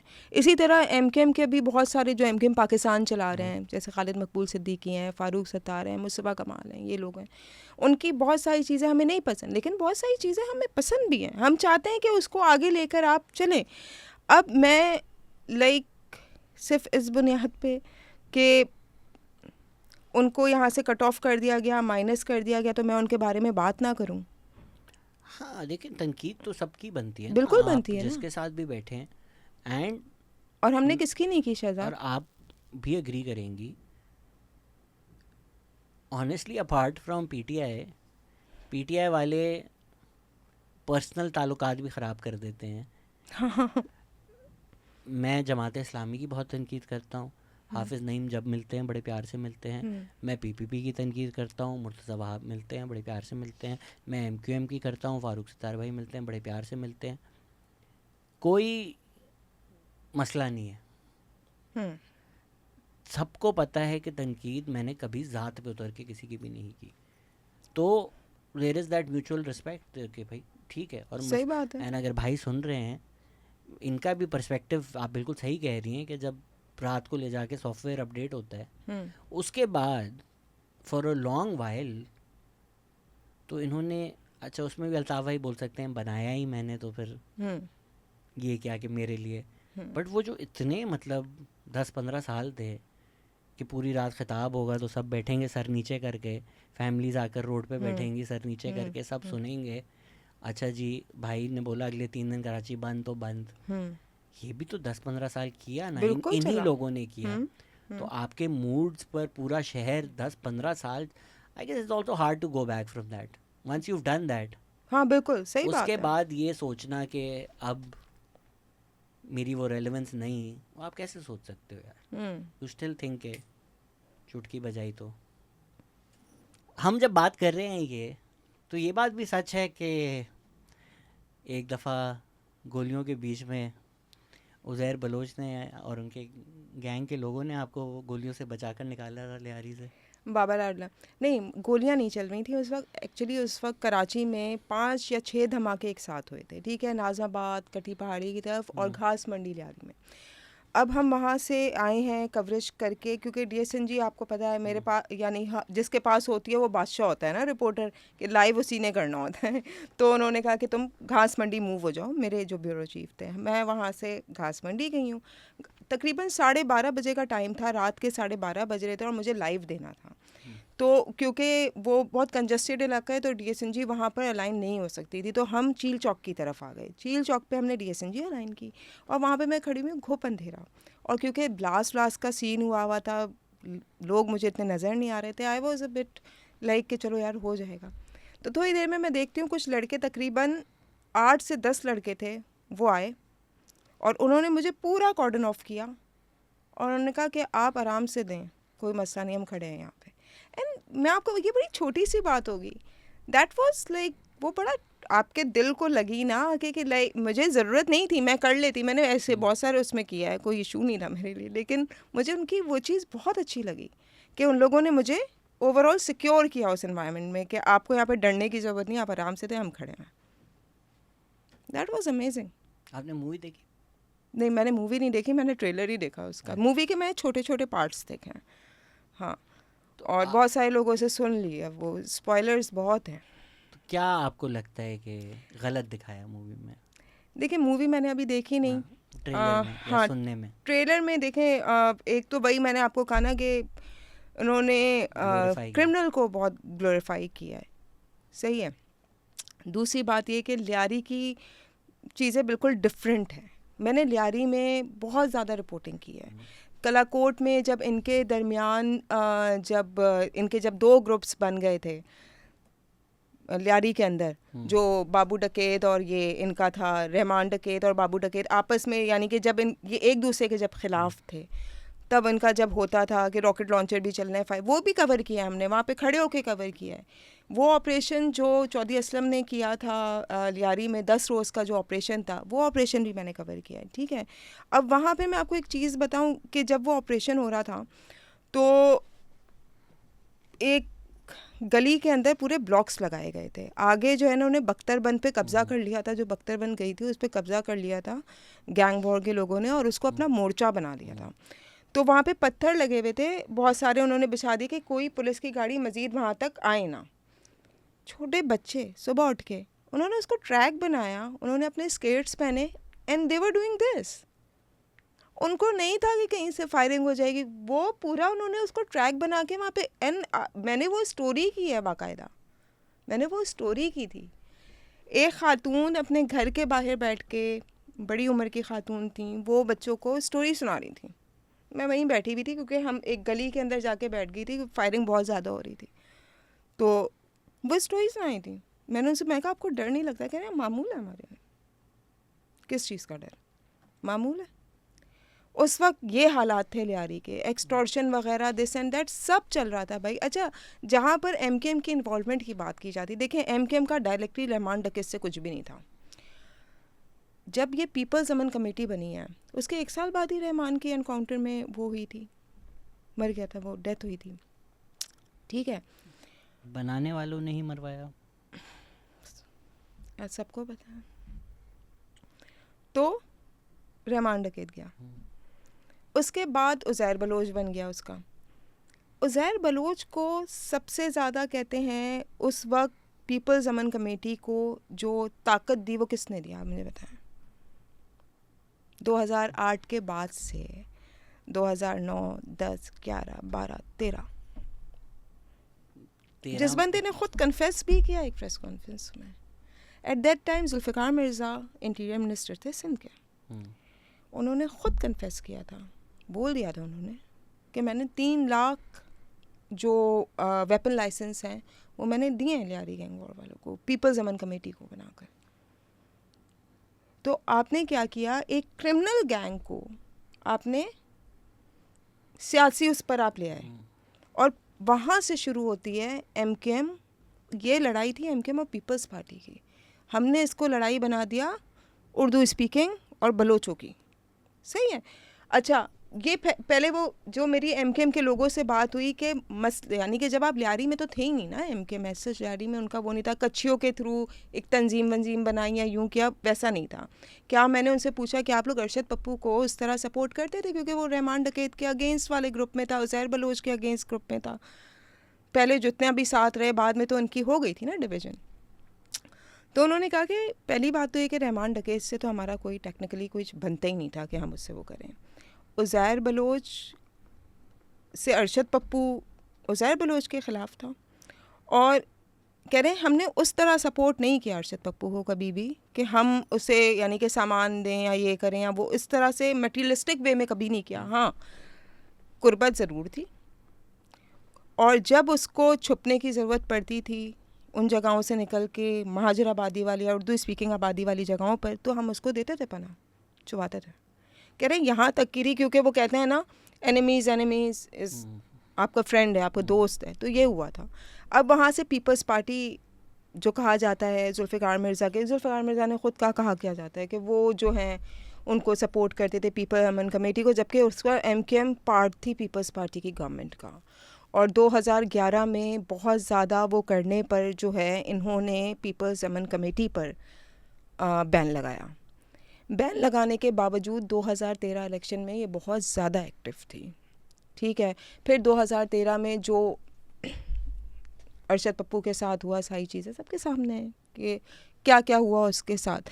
लेकिन ये लोग कहते हैं कि जब एमकेएम जब लियारी गैंग वॉर लियारी से निकल कर कराची के मुख्तलिफ जगहों में पहुंचना शुरू हुई है, वो इस तरह पहुंची कि आपने जो पीपल्स अमन कमेटी के दफातर पाक कॉलोनी में बनाना, जो वहाँ पे बलोच गोट था वहाँ पर बनाया आपने, पुराना गोली मार है वहाँ पर आपने पीपल्स अमन कमेटी का वो बनाया।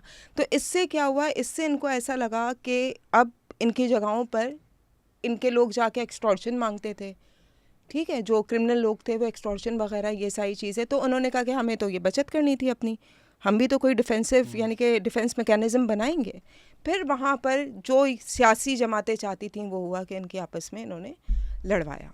आई थिंक इट्स गुड कि आज आपने एमक्यूएम का भी हमें पर्सपेक्टिव दे दिया, बिकॉज आप की उनसे रिपोर्टिंग रही है तो हमें वो एक बयानिया आता है, इसका बिल्कुल ऑपोजिट बयान। वहीद नूर को आप जानती हैं, वकास के साथ हम लियारी में गए थे, उनके साथ बैठ के बातें की। हाँ हाँ बिल्कुल। तो उन्होंने ऑपोजिट, उन्होंने बोले गलत लियारी, गैंग वॉर बोलते हैं, गैंग वॉर तो उधर भी चल रही थी, इधर भी चल रही थी। तो it's, I don't think it's because MQM violent हुई बिकॉज पीपल्स अमन कमेटी आए, वो पहले से ही मामले तो चल रहे थे। फिर उन्होंने खुद अपना भी वाकया बताया कि वो आए और उन्होंने देखा कि जहाँ बलोच हैं हम गोलियाँ चलाएंगे, एंड ही सेड हमारे घर पे गोलियाँ चली हैं। तो श्योर नेशनल लेवल पे तो पॉलिटिकल होती हैं कॉन्फ्लिक्ट, पर फिर लोकल लेवल पे ये होता है जिस तरह पहले भी था, जहाँ पश्तून देखा गोली मार देंगे, जहाँ बलोच देखा गोली मार देंगे। तो MQM PPP of course at fault, but वही नहीं चला रहा जो सब चलाता है। आप लाइक मेरे ख्याल से कुछ चीज़ें कुछ जगहों पर तो पार्टीज़ को भी जिम्मेदार ठहराना चाहिए ना। लाइक but वही है ना। मेरे ख्याल अगर मैं अच्छा चले बट अगर हम मैं अगर मुझे मेरे पास तुम हो नहीं पसंद आया, मैं सारी गालियाँ हुमायूं सईद को दूं और खलील साहब का नाम तक ना आए, तो अनफेयर बात है ना। नहीं बिल्कुल अनफेयर बात है, लेकिन मुझे एक बात बताएं, ये पॉलिटिकल जमातें हैं भाई, ये वो जमातें हैं जो डिक्टेटर के खिलाफ खड़ी हो चुकी हैं। पीपल्स पार्टी डिक्टेटर के खिलाफ खड़ी हो चुकी है, वो एक अलग सही है, पीपल्स पार्टी नहीं थी। जो भी थी है तो वही पीपल, हम तो वही समझेंगे ना। MQM किस तो डिक्टेटर फिर के खिलाफ हाँ, खड़ी हुई? MQM एमकेएम की बात नहीं करी, वो तो छोड़ दें उनकी, हाँ। मैं पीपल्स पार्टी की बात कर रही वो हूँ। एक अलग तो पीपल्स अगर मैं पार्टी ये थी। कहूँ कि उनके कहने पर आप ये सब कुछ कर रहे थे, तो फिर यानी कि आप किस- कौन सी पॉलिटिकल जमात थे भाई कि किसको नहीं आप लॉ एंड पता, ऑर्डर अपने शहर का खराब कर रहे हो? किसको नहीं पता कि आज PPP जो है वो एस्टैब्लिशमेंट के साथ है? ये नहीं किसको ये तो डाउट है, है? ये नहीं, ये मैं इस वक्त की किसको पीपल्स, doubt? मैं तो उस वक्त की पीपल्स पार्टी की बात कर रही हूँ। But even then I mean Zulfiqar Mirza को तो इवेंचुअली निकाला भी PPP से। I don't think Zulfiqar Mirza could have done it without the, हाँ ये है। नहीं तो मतलब कितना ही मुश्किल है, कितना ही मुश्किल मतलब उस टाइम की मैंने रिपोर्टिंग देखी है। उज़ैर बलोच जहाँ पर थे, उनके घर में मीडिया जाके रिपोर्ट कर रहे हैं। उज़ैर बलोच कह रहे हैं कि अच्छा मुझे गिरफ्तार करना है तो ऐसा को भेज दें, मैं गिरफ्तारी देने के लिए तैयार हूँ। तो ये क्या हो रहा है? क्यों ISI को गिरफ्तारी देने के लिए उज़ैर बलोच तैयार है? ऑब्वियस सी बात है, ये तो आपको भी पता है। वो आज जिसमें सेफ फील कर रहे हैं उसी को बोलेंगे ना। आज उज़ैर बलोच कहाँ हैं और क्यों हैं और किस वजह से हैं? वो तो केसेस जेल में। हाँ बट आपको भी पता है, मुझे भी पता है, हो सकता है रीलॉन्च हो सके, कब जब ज़रूरत पड़े कहीं पे प्रेशर डालने के लिए इस्तेमाल हो जाए। ये वाला नैरेटिव जो है ना, ये वाला नैरेटिव बहुत पहले से चल रहा है। अच्छा यही नैरेटिव अल्ताफ़ हुसैन के लिए भी इस्तेमाल होता है। You never know Altaf Hussain को कभी भी वापस ले आए। You never know Uzair Baloch को किसी भी उस पर आके वो कर दे। You never know Hammad Siddiqui को वापस ले आए। हमाद सिद्दीकी का आपको पता है, उज़ैर बलोच सॉरी अल्ताफ़ हुसैन पे तो एक सॉर्ट ऑफ रेड लाइन हो गया है ना, बट उज़ैर बलोच के तो बीच में फिर बयान भी आए and you like Uzair Baloch के क्यों जेल से बयान आ रहे हैं? हाँ तो और एक्विटल भी बहुत सारे उसमें हुआ है केसेस में उनका। तो ये बेखुदी बेसबब है गालिब। लेकिन मेरे ख्याल देखें नहीं मैं एज clean- अ मैं हमेशा ये आपको बातें एक करता हूँ और लोग कहते हैं आप क्लीन, मैं बिल्कुल क्लीन चिट नहीं दे रहा सियासी पार्टियों को। मैं बस कह रहा हूँ कि ये सियासी पार्टी फ्रंट है। हाँ तो ये कहने वाली भी बात है क्या? तो बट सारी गालियाँ फ्रंट को, सारा डिस्कशन तो उनको फ्रंट पे इसीलिए तो रखा है। हाँ, उनको रखा किस लिए? बट हमें तो सच भाई बोलना मैं चाहिए एक ना। काम करूं और मैं किसी से कहूं कि यार तुम्हें ये काम करना, मैं तुम्हें इतने पैसे दे दूंगी, लेकिन मेरा नाम पीछे ना आए, हाँ तो लेकिन बट आपका तो मैं क्यों दे रही हूँ उसे आप पैसे? एक जर्नलिस्ट हैं, मैं तो नहीं हूँ, तो आपका तो काम है ना फ्रंट बैक दोनों दिखाना। बिल्कुल मेरा काम है, और जिस हद तक हम दिखा सकते हैं हम बिल्कुल दिखाते हैं। और कभी कभार कुछ चीज़ें, कुछ हकीकत ऐसी होती हैं कि जिसको बताने के लिए अल्फाज की ज़रूरत नहीं होती है आपको। ये हकीकत कुछ चीज़ें अपने आप को खुद मनवा लेती हैं, सच्चाई छुपी नहीं रहती। What ever happened in 2024 election वो सबके सामने है। नहीं बट 2018 के इलेक्शन 2018 के इलेक्शन भी वो भी सबके सामने किसके है। सामने है? जो हमारी सबसे पॉपुलर पार्टी है वो तो कहती है कि 2018 के इलेक्शन भी हमसे छीने गए हैं, हम तो 2/3 जीत रहे थे। ये नहीं, ऐसा नहीं है, ऐसा है? ऐसा नहीं अमान, है, ऐसा नहीं है। 2018 के ऐसा इलेक्शन नहीं कौन जीता था? और सीटें चोरी की PTI से 2018 के इलेक्शन में देखें मैं एक की हाँ या नहीं? तुम्हें क्या लगता है? नहीं चोरी नहीं की, जितनी थी उतनी। अच्छा 2018 में PTI के हक में रिगिंग हुई? हाँ गुड यार, अमान PTI सुन के बेहतर हो गया। कितनी सीटें दी PTI को? दी कितनी 2018 में? ज्यादातर दी थी। ओ PTI हमने कन्वर्ट कर लिया है। PTI को उतनी हाँ अग्रीड 24 की तो हम बात ही नहीं कर रहे हाँ, अभी। तो 2000 MQM भी तो यही बोलती है ना। मैंने किसी से पूछवाया इलेक्शन के बाद, मैंने पूछो तो कि आपको भी यकीन है इतनी जीत गए? मतलब वो कह रहे हैं 2018 में जो हमसे ली थी हमने 2024 में वापस ले ली। तो यही ये हुआ। बस वट्टा सट्टा इलेक्शन हुए हैं ये, हाँ। उसका रिजल्ट इधर कर दो, इसका रिजल्ट उधर कर दो। बिल्कुल बिल्कुल यही हुआ है और जो एमकेएम बोलती है। लियारी की आपको कब लगा कि आज तो मैं गई? लियारी में हाँ। लियारी में नहीं हुआ था मेरे साथ। अब मैंने लियारी की बहुत सारी चीज़ें कवर की हैं, फायरिंग शायरिंग ये वो, अल्हम्दुलिल्लाह कभी भी वहाँ पे डर नहीं लगा मुझे। आई डोंट नो, या तो मैं हूँ ऐसी, मुझे तो उस वक्त भी डर नहीं लगा। ये जब धमाका हुआ था औरंगी नंबर 5 पर, और मैं उसकी कवरेज के लिए पहुँची हूँ, और पहला धमाका हुआ था वो, उसकी कवरेज वगैरह की, दिस एंड दैट, वो एरिया कॉर्डन ऑफ कर लिया, रक्शे में हुआ था, 7 लोग उसमें जाँ बहक हुए थे। And eight that time Muharram चल रहे थे और साथ में ही इमाम बारगाह थी। तो वहाँ पर फिर ये चौधरी असलम भी आते हैं, राजा उमर ख़ताब भी आते हैं, क्लियरेंस वगैरह सब कुछ होती है, और वो कॉर्डन ऑफ कर देते हैं एरिया। अच्छा, क्लियरेंस हो जाती है, 40 मिनट के बाद वहाँ पर एक ब्रिक में धमाका ख़ैज़माबाद था। And eight that time I was on phone. मैं, क्योंकि हमारा हेड ऑफ़िस, मैं दुनिया न्यूज़ में थी उस वक्त, हमारा हेड ऑफ़िस लाहौर में था। मैं फ़ोन पे बात कर रही थी और मुझे नहीं पता चला कि मैं उस एरिया जहाँ जिसको कॉर्डन ऑफ किया हुआ था उसके बहुत करीब खड़ी हुई थी। वो धमाका हो जाता है दूसरा, और उसके बाद मेरी आँख खुलती है आगा खान में, हॉस्पिटल में। मुझे नहीं पता मेरे साथ, मुझे सिर्फ आवाज़ आती है और मुझे सिर्फ धुआं दिखाई दिया, और मैं वहीं पे फेंट हो जाती हूँ, मैं गिर जाती हूँ। वो जो धमक होती है ना आपकी, उस मुझसे नहीं सही गई, मैं गिर गई। अच्छा, मेरे जहन में सिर्फ एक चीज़ घूम रही थी, ऑब्वियस ही बात है जब आप को लगता है कि बस आज आखिरी दिन आ गया है, तो मेरे जहन में फैमिली, मेरे फादर का चेहरा, दिस एंड दैट, बस मैं वहीं पे हो गई। उसके बाद जब मेरी आँख खुली है आगा खान में हॉस्पिटल में, मेरी बहनें खड़ी हुई थी। अच्छा, पहले तो मैंने ये किस्सा सुनाया था शिवनिंग में अपने एक क्लास में, जब मुझसे कहा कि आप सुनाएं, तो जब मैंने उन्हें ये सुना दिया तो कहने लगे कि मुझे, वहाँ पे जो प्रोफेसर थे जो हमें पढ़ाते थे, जॉन एलन, वो मुझे कहने लगे कि तुमने जिस तरह ये सुनाया है, तुमने अपनी इतनी बड़ी एक ट्रेजेडी को, जो कि तुम्हारे साथ हो सकती थी, जो बड़ा खौफनाक वाक़या था, तुमने बड़े मज़े में सुना दिया। मैंने उनको ये कहा था कि जब मेरी आँख खुली ना, तो ये लैब कोट जो पहने हुए थे डॉक्टर्स वाइट कलर के, मैंने उनको देख के मुझे लगा कि मैं जन्नत में आ गई हूँ। गुड। लेकिन जैसे ही वो लोग हटे और मैंने अपनी बहनों का चेहरा देखा, आपको तो मैंने लगा- कहा मैं still I am in hell. तो ये बचा लिया अल्लाह ताला ने। उस वक्त मुझे कोई मेजर इंजरी अल्हम्दुलिल्लाह नहीं हुई थी, लेकिन ये कि मेरे पेरेंट्स वगैरह बहुत परेशान हुए थे। मुझे बोला भी क्या कि छोड़ो, ये कोई जॉब है, ये है वो है, लेकिन मैंने कहा इसके अलावा कुछ आता ही नहीं है, क्या करेंगे। तो इस मुल्क में जहाँ सहाफ़त एक गाली बन चुकी है, आपको ये कैसा लगता है कि यार इस तरह आप लोग रिपोर्ट करते हैं, स्पेशली फ्रंट लाइन रिपोर्टर जो हैं, और आप जियो में काम करती हैं और दुनिया भर की गालियाँ उस चैनल को पढ़ती हैं? सहाफ़त गाली नहीं बनी, सहाफ़त कभी जी। भी गाली नहीं बन सकती, सहाफ़त नहीं बन सकती कभी भी गाली। लोग गाली देते हैं जब उनको लगता है कि जो चीज़ उनके ख़िलाफ़ जा रही हो, लोग उस वक्त गाली देते हैं। और ज़रूरी नहीं कि वो जो गाली दे रहा है वही सही है, ज़रूरी नहीं है ये। कभी कभार वो कहते हैं ना, सच कड़वा होता है, तो जब कड़वा लगता है तो फिर आप उसको उगलते भी हैं ना, वही कड़वा ही उगलेंगे आप। तो सहाफ़त तो कभी भी गाली नहीं बन सकती। सहाफ़त मेरे ख़्याल से बहुत प्योरेस्ट एक प्रोफेशन है, और मैं मानती हूँ कि इसके अंदर भी बहुत सारी बुराइयाँ हैं। बहुत सारे ऐसे लोग हैं जो कि लाइंस पे चलते हैं, इस पे बात करते हैं, जिनको चलाया जाता है बाकायदा। मैं मानती हूँ इन सब चीज़ों को, लेकिन एज ए न्यूट्रल वन, मैं अपनी ऑब्वियस सी बात है, मैं किसी और की बात नहीं, मैं अपनी बात करूँगी कि हमेशा फैक्ट्स को रिपोर्ट करना है। जो फैक्ट है, जो सच है, वो बताना है। हाँ, सच अगर बहुत ज़्यादा ब्रूटल है बहुत, तो आपको देखना है कि भाई आपको किस तरह उसको आगे उससे पर्दा उठाना है। That's up to you.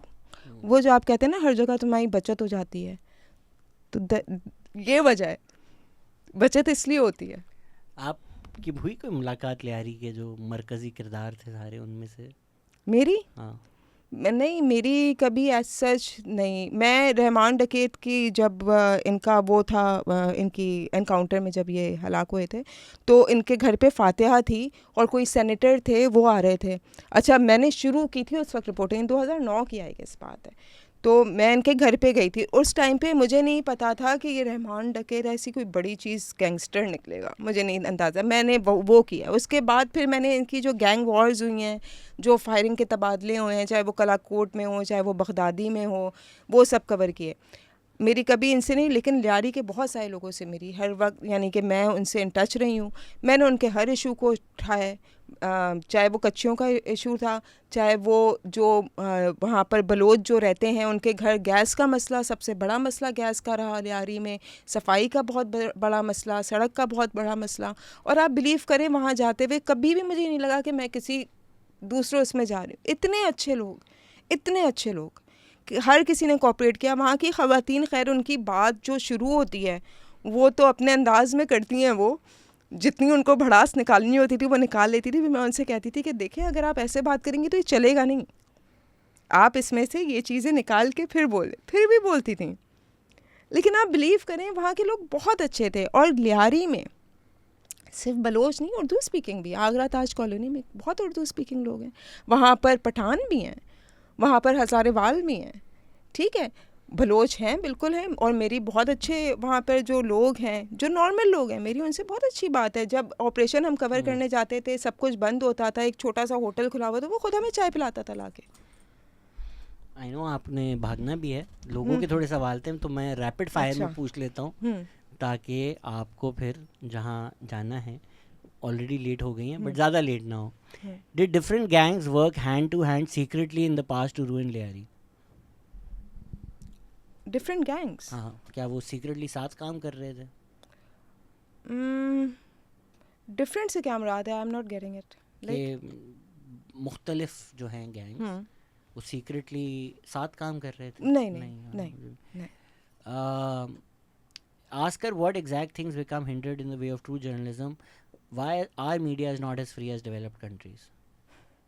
Develop countries में भी मीडिया इतना फ्री नहीं है, यहाँ पर भी नहीं है, कहीं पर भी नहीं है। अच्छा, आप लंदन में भी आप मैं गई हूँ, मैं अमेरिका भी गई हूँ, मुख्तलिफ स्टेट्स में गई हूँ, वहाँ के मैंने टीवी चैनल्स भी विज़िट किए हैं, वहाँ पर भी पाबंदियाँ हैं। ऐसा नहीं है कि वहाँ पे, लेकिन इतनी ज़्यादा नहीं है जितनी यहाँ पर है। यहाँ पर तो आप कानून ही ले आते हैं ना। MQM has been in the federal government for years. They have representatives in Karachi's assemblies and have also been mayors and have been in local governments as well. When MQM was a mini god during Musharraf's era, it used to commit at least 10 murders. These people were involved in the municipal factory, but now the murders have stopped. Almost the entire budget of Sindh is used on Karachi, so there are no facilities in the rest of Sindh. But the MQM people blame the PPP for every problem in Karachi, although they are responsible. Do you think अरे भाई तुम तो पूरी अपनी राय दे दी। कोई है आपकी राय इसके ऊपर? ये तो यही सारी तो हमने बात की है, और क्या बात की है। किसी ने इमरान फारूक के बारे में पूछा है। आपको क्या लगता है कि किसने उनको? यार लेकिन आप ये केस तो इस वक्त सबको पता है कि यहाँ से लड़के गए थे, अब वो किसकी ईमा पे बुलाए गए, लेकिन एक जो उसकी ओवरऑल तो एक बुलाए बोलकर क्लैरिफाई कर दिया ना। नहीं, बुलाए का लफ्ज जो इस्तेमाल किया आपने, नहीं आप लफ्ज़ों को नहीं पकड़े। क्यों? भेजे और बुलाए में बहुत फ़र्क होता है। वहाँ पर फिर वहाँ पर इनके मसले मसाइल जो चल रहे थे, लेकिन लाइक अभी इस पे मैं आई एम नॉट अ जज। अब लाइक केस का फैसला तो जज ने करना है कि एविडेंस की बुनियाद पर, यू नो। लेकिन जो हम सुनते हैं, जो और लोगों के उससे सुना, 2 लड़के जो पकड़े गए जिनको जहाज़ से वो करके लेकर आए थे, पकड़ के लेकर आए थे, वो तो अभी तक चल रहा है ना केस। तो हमने रहमान के केस में भी तो यही बोला ना, बनाने वाले और मारने वाले सेम है। तो आपकी रिपोर्टिंग में आपको इतना तो आपने देखा होगा कि सियासी पार्टीज़ कभी अभी खुद ही, भाई हम अज्यूम तो कर सकते हैं, लेकिन हम डेफिनेटली नहीं बोल सकते। मैं तो किसी डेफिनेट तो मैं कभी भी नहीं बोल सकती अनटिल एंड अनलेस कि मेरे पास कोई सबूत ना हो। Who spoiled the infrastructure of the city by China cutting? MQM पे लगता है इल्ज़ाम। Why Liari became the focal point of all of this gang wars, even though there were other parts of Karachi which experienced the same fate? Why don't we talk about those parts? क्योंकि धुरिंदर आ गई है, इस वजह से लियारी ज़्यादा discuss हो रहा है, और हमें तो याद भी इंडिया करा रहा है कि लियारी भी कोई है कराची में। आपको पोलिंग ख़त्म होने से पहले 2024 के इलेक्शन रिजल्ट किसने भेजे थे? ये आपको किसने बताया मुझे भेजे? सोर्सेज होती हैं। नहीं, पोलिंग खत्म होने से पहले नहीं भेजे थे, ये नहीं आप मुझे फंसाएं। फॉर्म 45 से पहले कैसे मिला? फॉर्म 45 से पहले आपके पास फॉर्म 47 कैसे था? भाई मेरी टीम अच्छा काम कर रही थी ना।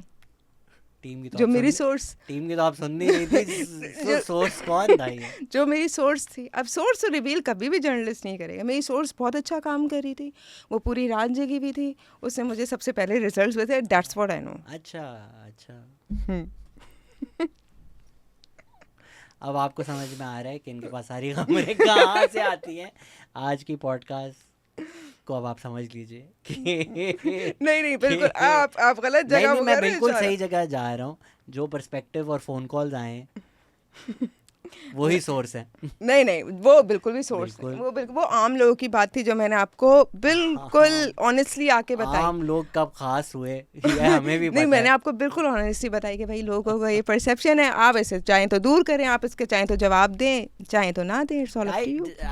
I don't mind the perception, but I think if I do an honest reflection, I feel that phone calls have destroyed this podcast. No not Because at all. I think so, हमने थोड़ा time ज़ाया कर दिया इन बातों में जो हम नहीं नहीं नॉर्मल पॉडकास्ट बिकॉज ये चीज़ें नहीं मैटर करती हैं इतना। बिल्कुल नहीं, आज एक चीज़ जो हो रही है मेरे ख्याल से डिस्कस करना कभी भी बुरा नहीं होता, discussion is always I healthy. Feel हम आपसे जितनी कहानियाँ निकलवा सकते थे आज हम नहीं निकलवा सके बिकॉज हम इस नॉनसेंस में फंस गए। कोई बात नहीं, पार्ट 2 कर लेंगे। बस ठीक है, यही मैं बुलवाना चाहता था। Thank you so much Kiran for your time, thank you for listening, take care, खुदा हाफिज़। हाफिज़।